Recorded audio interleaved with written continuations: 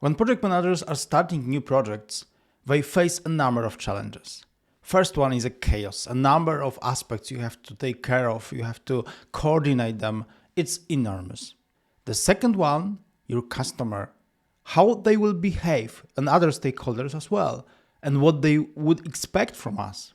And the third one, who do I need to really deliver that project with the quality, time, scope.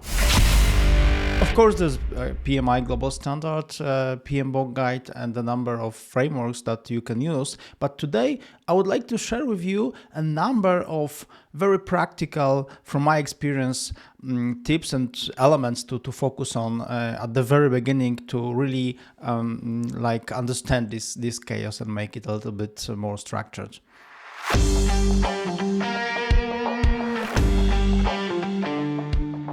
I would like to focus on 4 elements, 4 key aspects. So first of all, understanding the project environment, then defining your way of working, preparing for the development, and then making a pre-kickoff or kickoff with the customer.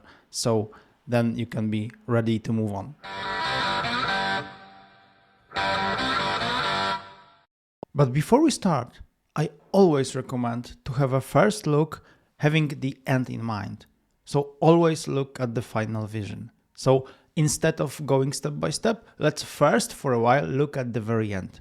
What I would like to have at the end of the initiation phase is to have 2 satisfied teams. 2 teams happy to start the project. Internal delivery team and customer team, which actually is one team together.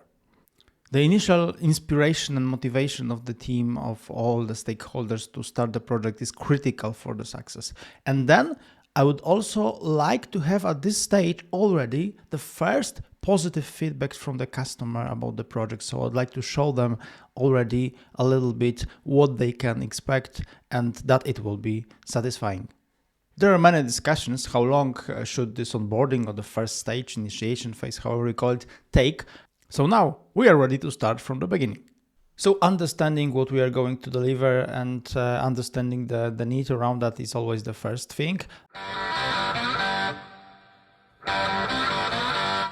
And we start from inside the organization. We have to contact our sponsor, people who know the customer, maybe who've been working on selling that, to understand what we already know about the customer, but also what are the internal expectations towards project manager and towards the project. Sponsor is always the first contact for project manager because he or she gives the project context. And we have to understand our requirements towards us, but also we have to first understand the methodology and the approach to this customer in the company. Maybe we are starting a new project in this company. We have to see what are the requirements, what is the way of working inside the company, and expectations. If we are starting with a new customer, maybe it's an opening of new market, or it's a very standard traditional project like thousands have been already delivered. Before going into the customer perspective, we can always also try to find out if there are some standards also outside our company related to this business, to this area, because that will make us more prepared. So then a step toward the customer perspective. Then finally, we can think about contacting the customer. One of the first important things is to find the person who is responsible, who is a kind of a product owner on customer side, who will on the daily basis, who will decide about priorities, first of all. It is then also very important to think about reaching to final customers or end users of the project, and also other decision makers on customer side who are maybe project sponsors, who will, in that or another way, they will influence our project. You can find a lot of examples of questions that may be useful for this initial business analysis. But first of all, remember to focus on 3 aspects. Have, of course, the initial, the need, the most important part in mind, but also expectations towards the project, how the project will be run, how it will be organized. Sometimes customers have them, and it's important to also get the same approach with them. And the third one is about technical aspects of the project. Sometimes you have to deliver according to their other projects. You are coordinated in their portfolio or technical environment. So these aspects are also important to have in mind at the beginning.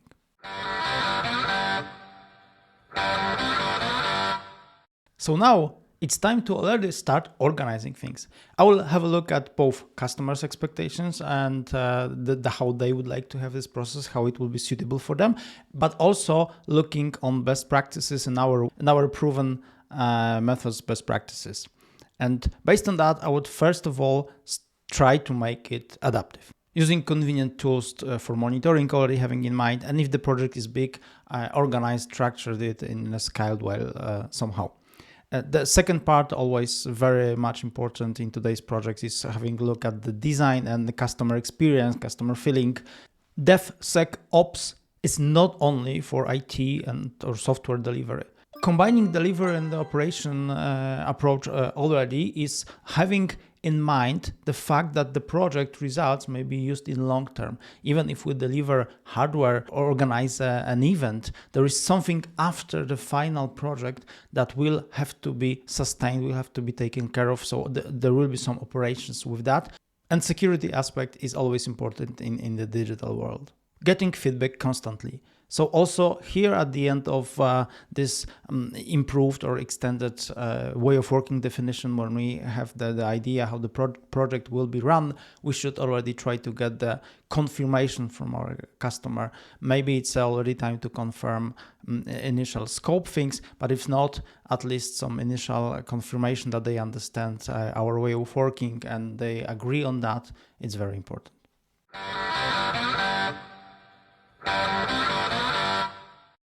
So now, having an idea of what we are going to deliver and how we are going to deliver, it's time to set up a team. Think about the roles, the people you want to have in these roles, and start thinking about how will you coordinate the communication with all the team members, all the roles in customer organization and in your own organization. Having a communication interaction plan, you can start with already thinking, unfortunately, but it's good to think in advance about impediments and risk. They are needed to really have an early warning system and not to blame anyone.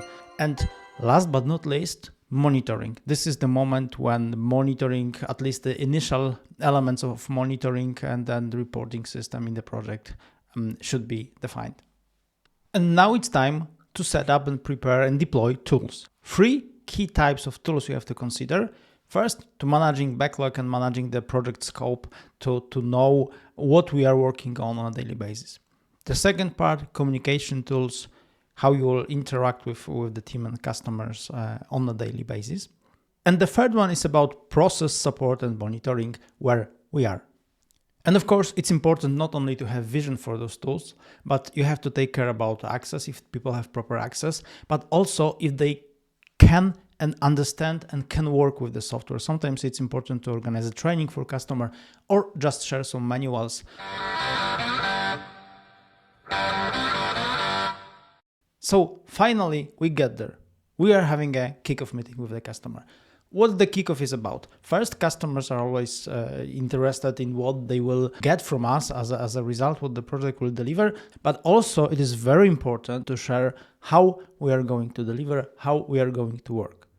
And the third, very, very important part, already showing them some results. So giving them first elements of what you can deliver. They are sometimes mock-ups, sometimes they are just some initial statements, drawing, whatever you can find to show them what they can expect. And last but not least, kickoff is also about, one more time, asking them questions, what they think about things that have just been presented.